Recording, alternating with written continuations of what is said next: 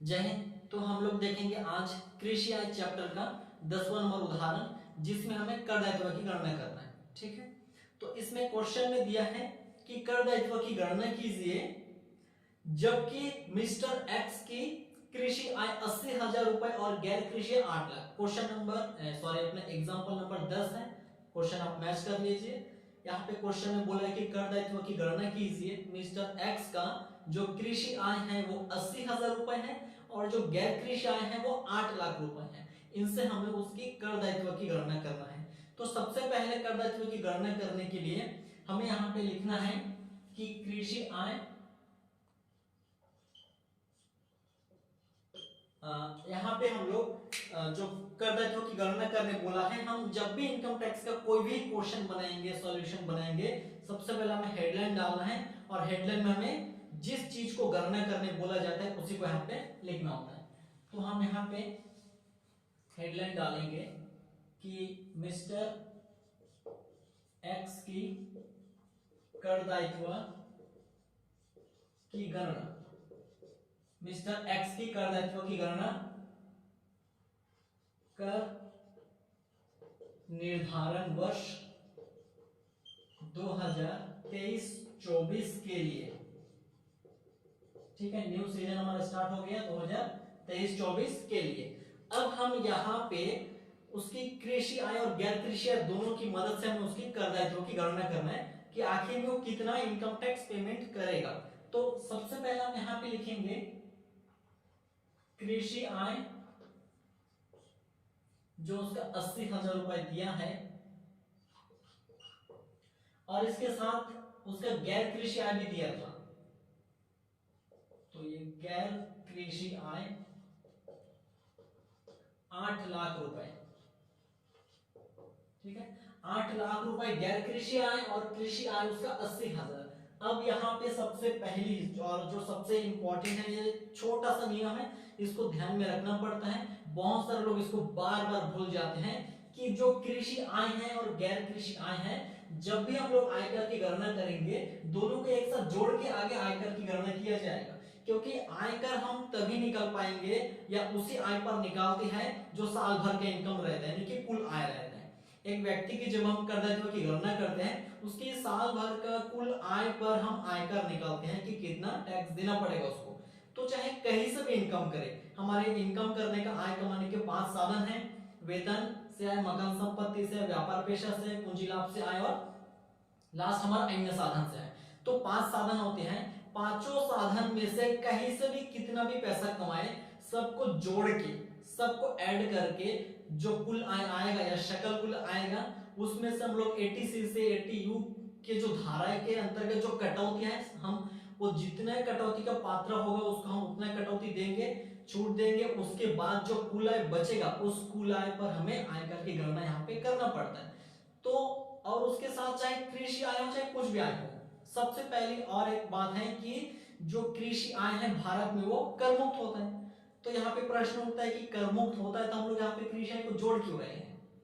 ठीक है, यहाँ पे जोड़ क्यों रहे, यहाँ पे अपने को मुसीबत है यहाँ पे एक तो कि हम लोग को कृषि आय कर मुक्त है भारत में, तो जोड़ना ही क्यों, यहाँ पे सबसे बड़ा यहाँ पे प्रश्न उठता है। हमें जोड़ना इसलिए है क्योंकि हम जो आयकर की गणना करते हैं, हम व्यक्ति की कुल आय की आय पर हम गणना करते हैं, चाहे वो कहीं से भी कमाए, वो अपना अन्य साधन में से कोई भी गैर कानूनी आकस्मिक आय या कोई 2 नंबरी धंधा करके पैसा कमाए, कोई प्रतिभूतियों पर इन्वेस्ट करके पैसा कमाए, पूंजी लाभ से, मकान संपत्ति, व्यापार पेशा, वेतन, कहीं से भी इनकम करे, वो हम सारे को जोड़ेंगे, चाहे कृषि आय हो चाहे कहीं से भी हो। ठीक है, सारे इनकम को जोड़ेंगे, उसी में हम लोग 80C से 80O की कटौती जो उसका पात्र होगा उसको हम देने के बाद जो कुल आय बचेगा उस कुल आय का हम लोग आयकर यहाँ पे निकालेंगे। पर यहाँ पे एक बात और आता है कि भारत में कृषि कर मुक्त होता है, तो जोड़े क्यों, मैं अभी बोला कि साल भर की कुल आय में हमें आयकर देना है, चाहे कृषि आय हो, 2 नंबरी धंधा से कमाए हो, कहीं से भी कमाए हो, सारा आय मिला के जो बनेगा उसमें हम लोग आयकर काटेंगे और आयकर देना पड़ेगा उसको। तो यहाँ पे आयकर हम निकालेंगे, लेकिन बाद में कृषि आय पर जितना आयकर बनता है उतना हम माइनस भी कर देंगे, कोई दिक्कत वाली बात नहीं है। हमें यहाँ पे जोड़ना भी है और कृषि आय पर जितना आयकर बनता है उतना हमें बाद में माइनस भी कर देना है। ठीक है, तो वो कोई ज्यादा खतरे वाला बात नहीं है, सब आसान है यहाँ पे। और एक चीज देखिए, गैर कृषि और कृषि, तो जो भी इनकम है सबको जोड़ के हम जो कुल आय निकलेगा उसी पर आयकर निकालेंगे। ठीक, तो यहाँ पे एक बात और आता है कि जो कृषि आय है हम गैर कृषि आय के साथ या किसी और आय के साथ हम लोग यहाँ पे तभी जोड़ेंगे, और आय मतलब टोटल मिला के गैर कृषि आय। ठीक है, तो कृषि आय को छोड़ के जितना भी इनकम रहेगा सब गैर कृषि रहेगा।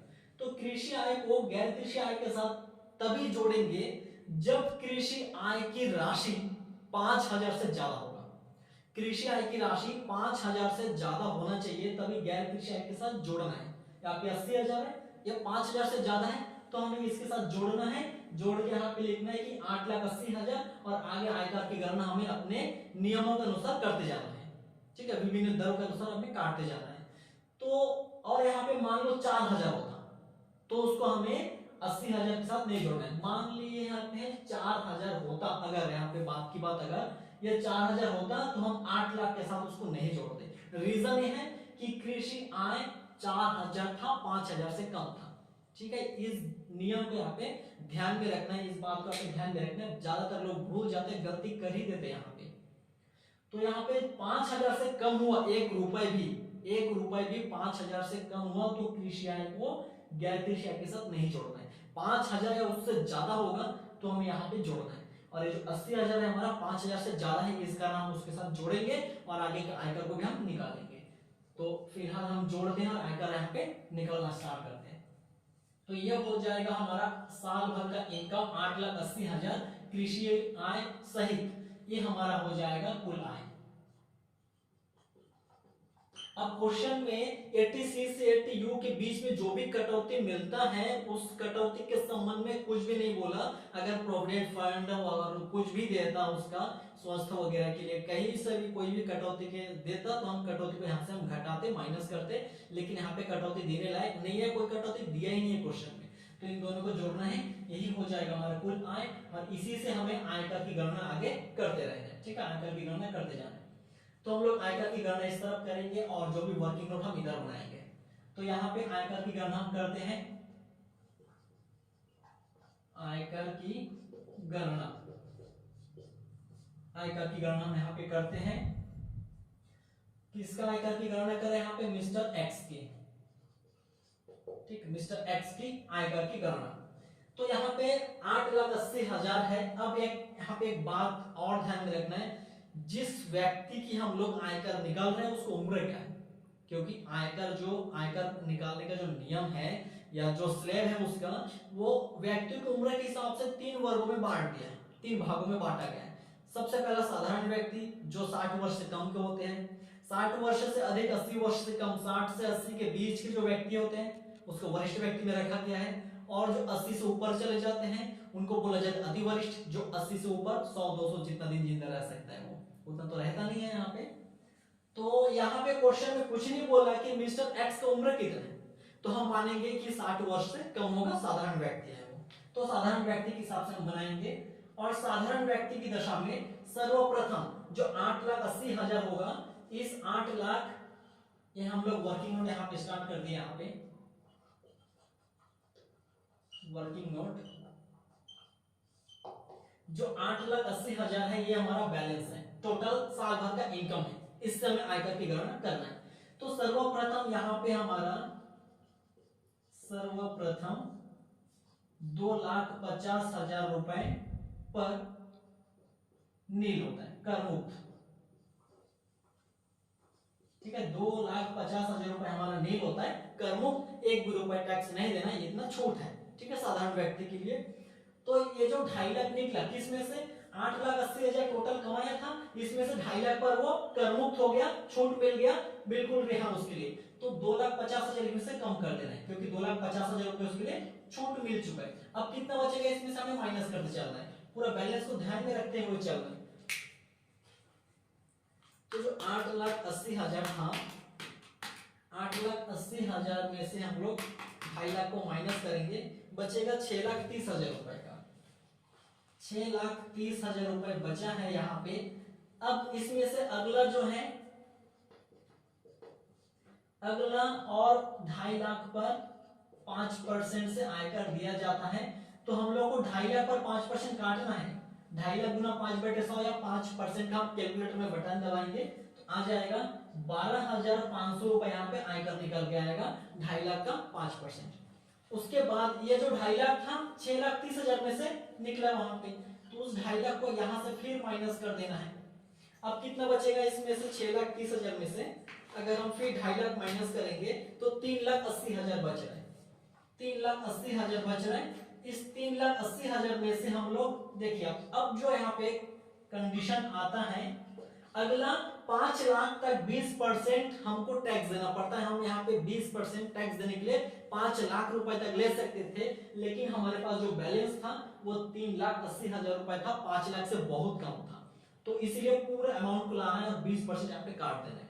अगर यहाँ पे 5,80,000 रहता या 5 लाख से कितना भी ज्यादा रहता, हम यहाँ पे 20% काटने के लिए 5 लाख या उससे कम जितना रहेगा सब ला सकते हैं यहाँ पे, लेकिन अमाउंट या हमारा जो बैलेंस है, जो राशि बच रहा है आपराधिक या उस राशि यदि वो 5 लाख से ज्यादा रहता है तो 5 लाख का यहाँ पे 20% लाना है। 5 लाख से जो भी ज्यादा अमाउंट बचेगा उसको 30% यानी कि जो लास्ट दर होता है, जो हाई दर होता है हमारा हाई रेट, उसके लिए छोड़ देना है। लेकिन ये फिलहाल 5 लाख से कम है, तो 5 लाख से कम है तो पूरा 3,80,000 यहाँ पे आ जाएगा, जो इसका 20% यहाँ पे काटना पड़ेगा, देना पड़ेगा टैक्स। अगर 5 लाख से ज्यादा होता तो यहाँ पे हम ज्यादा से ज्यादा 5 लाख तक 20% काट सकते हैं, मेरे कहने का मतलब। ठीक, यहाँ पे जो तीसरा नंबर कंडीशन है कि सबसे पहला हमारा नील करमुक्त रहेगा, अगला 2.5 लाख पर 5%, अगला 5 लाख तक 20% हम लोग यहाँ पे काट सकते हैं अगर पैसा रहा तो, और नहीं रहा तो जितना रहे उतना ला देंगे। ठीक है, यहाँ पे 5 लाख नहीं था, 5 लाख से कम था तो पूरे अमाउंट को ला दिया, उसका 20% हमें यहाँ पे काटना है। और अगर ज्यादा रहता तो 5 लाख लाते यहाँ पे, 5 लाख से जो ज्यादा अमाउंट बच जाता है एक्स्ट्रा उसको हम 30% के लिए यहाँ पे नीचे लिखते हैं। लेकिन फिलहाल 5 लाख से कम है, 3,80,000 का 20% काटेंगे, 76,000 रुपए का यहाँ पे आ रहा है, 76,000 रुपए का आयकर निकल रहा है। अब टोटल आयकर हमारा कितना निकल रहा है, पहला वाला नील है, अगला 12,500 और अगला है 76,000, तो हम कर देंगे इसको प्लस, तो आएगा ये 88,500 रुपए। ये निकला हमारा कुल आयकर। कुल आयकर हमारा निकला ये 88,500 रुपए का। इसमें से हमें यहाँ पे एक चीज को घटाना है कि जो हमारा कृषि आय था वो 80,000 रुपए का था और ये हमारा करमुक्त था, लेकिन इसको हम जोड़ के आयकर निकाले हैं। कृषि आय और गैर कृषि दोनों को एक साथ जोड़े तब 8,80,000 आया था। इसी 8,80,000 का आयकर यहाँ पे निकाल दिया गया। पर एक चीज गलत है, यहाँ पे सोचने वाली बात है कि अगर 80,000 रुपए का जो कृषि आय है वो अगर भारत में करमुक्त है कृषि आय, तो उसको हम कुल आय पर आयकर निकालना पड़ता है, तो मुसीबत में फंसे थे, हम उसको जोड़ के आयकर निकाले थे।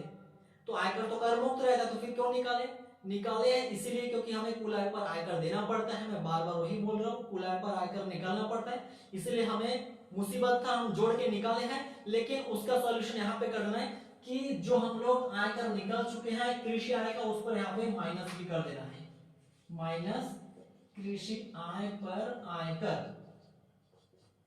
कृषि आय पर आयकर, कृषि आय कितने का था, 80,000 का था, इस पर हम लोग आयकर निकाले हैं, तो जितना आयकर है उतना यहाँ से घटा देना है। ये हमारा कुल आयकर 88,500 रुपए निकला। इसमें कृषि आय का कितना कर है, यहाँ पे कृषि आय और गैर कृषि दोनों का मिला के जो आयकर निकला है वो 88,500 है। इसमें से कृषि आय का कितना है, गैर कृषि आय का कितना है, ये दोनों कॉम्बो एक साथ मिक्स है, तो इसमें से अलग करना है। कृषि आय को अलग करना है मतलब माइनस करके छोड़ देना वहीं पे, क्योंकि वो नील होता है तो उस पर हम लोग आयकर नहीं पटाएंगे, नहीं भुगतान करेंगे सरकार को। बचेगा जितना उतना करोगे रहेगा, उतना सरकार को देना पड़ेगा। तो इसमें कृषि आय पर आयकर माइनस करना है। सबसे पहला देखो यहाँ पे जो 2.5 लाख हुआ था ये नील हुआ था, क्योंकि हम ये मानेंगे कि ये भी हमारा कभी कृषि आय रहा होगा जिस कारण से ये नील हो गया होगा। ठीक है, यार सरकार की तरफ से हमारे इतना रुपए करमुक्त सीमा है, तो इसको सिर्फ दर्शाना है, ये कुछ काम का नहीं है, यहाँ पे सिर्फ दर्शाना है कि 2,50,000 रुपए का पे जो नील हो चुका था, प्लस अभी हमारा कृषि आय कितना है, ये 80,000 रुपए का ये कृषि आय था, 80,000 रुपए का हमारा ये कृषि आय है। ठीक, हमें इस 80,000 पर आय काटना है। ठीक है, हमें जो कृषि आय रहेगा 80,000 में काटना है, ना कि यहाँ पे 2.5 लाख का। ये बस शो करना है कि इतना नील हो चुका था और अभी नील कितना हो रहा है, 80,000। जो कृषि आय ये नील होता है, मतलब इसमें कर नहीं देना पड़ता है, तो हम उस पर निकल चुके पहले से जोड़ के एक साथ तो हमें उस पर आयकर को घटाना है। तो ये तो नहीं हुआ तो उसमें से कुछ नहीं करना है, लेकिन इसको हम इस पर आयकर लगा चुके हैं तो इस पर हम लोग अभी काट के यहाँ से घटा देंगे, उस पर आयकर हम नहीं पेमेंट करेंगे। तो 80,000 का कितना परसेंट देंगे, ये भी एक प्रश्न होता है यहाँ पे।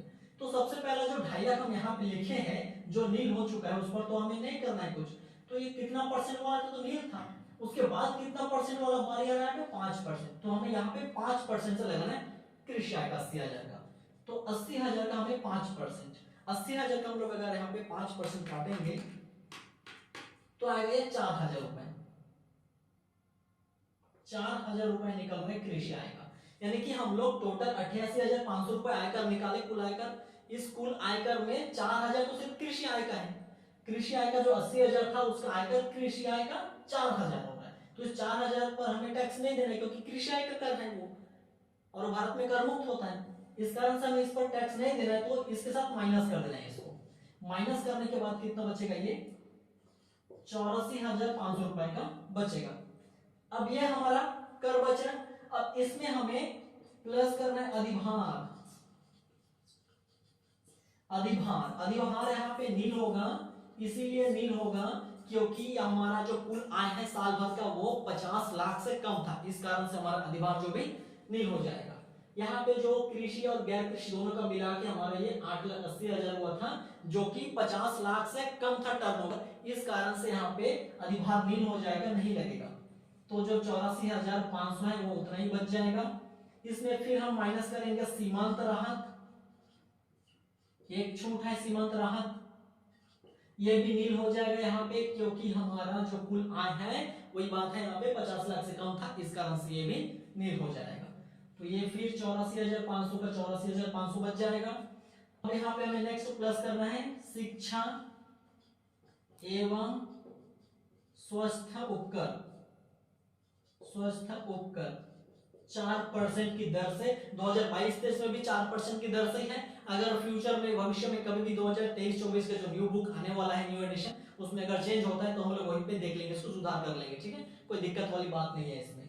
तो 4% किसका काटना है, जो आयकर निकला है उसी का काटना है। यहाँ पे 84,500 रुपए का 4% काटेंगे तो 84,500 का 4% 3,380 रुपए का, तो हम लोग इसको प्लस कर देंगे तो आएगा ये 87,880 रुपए का, ये निकला है हमारा आयकर। इतना हमें पेमेंट करना पड़ेगा, ठीक है।